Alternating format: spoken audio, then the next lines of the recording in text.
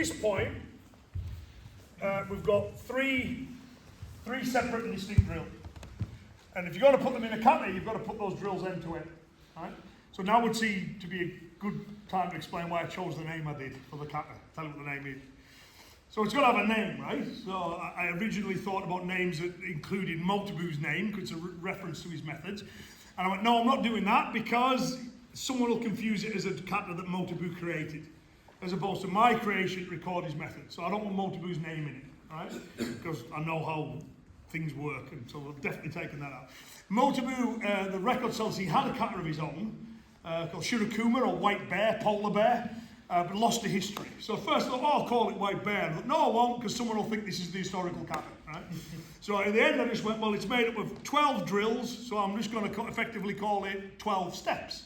You know, just like all the other ones are, you know what I mean? So when you've got 24 steps, there's 24 parts to that. The character, the kanji for step, has similar meaning to the English word for step. You know, it can mean step, but it could also mean stages.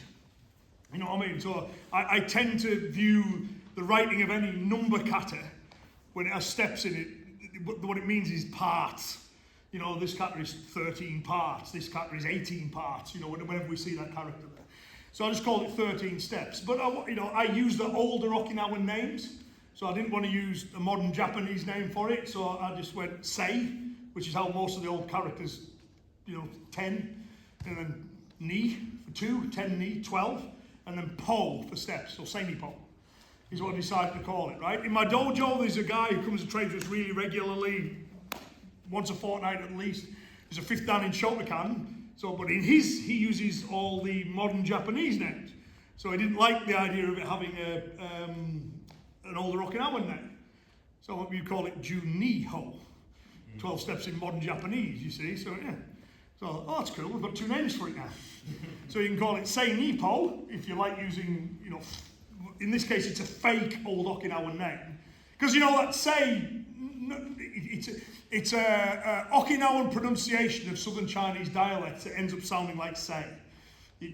It's not any given language that means 10, it's just, it's been through the ringer, but I'll try and stick with it because that's what it means in all the others.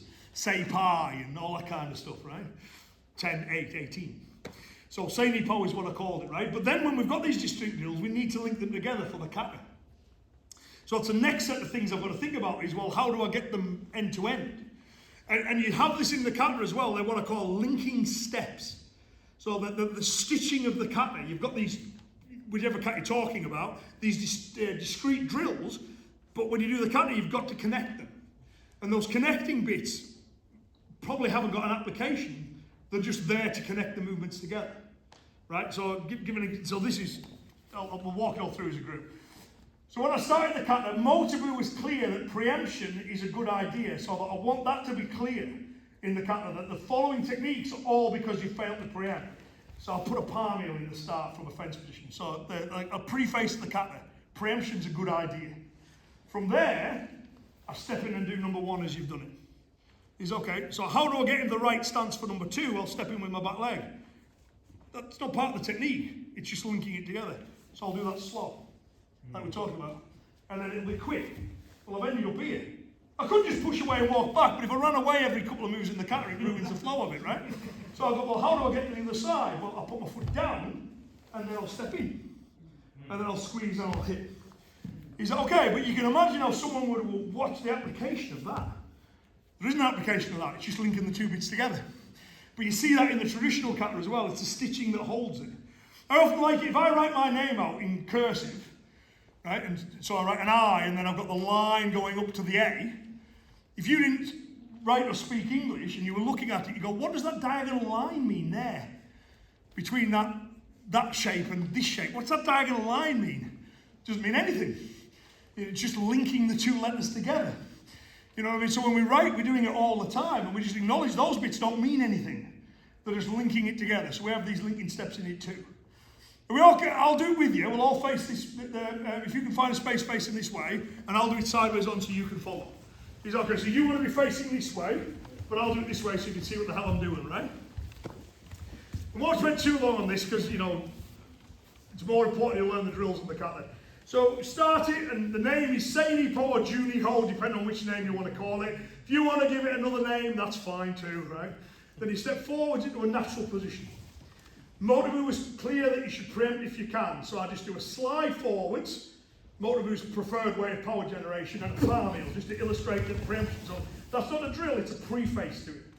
Then from there, I step forwards, crushing with my arm. And then I hit with the elbow, like you've been practicing. I then need to link it to number 2. And remember, we need to record this detail, so I'll step in and slowly move that arm across.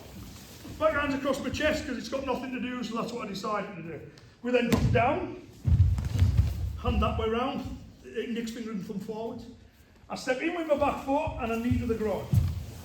Right? I'll then put my leg down and step forwards.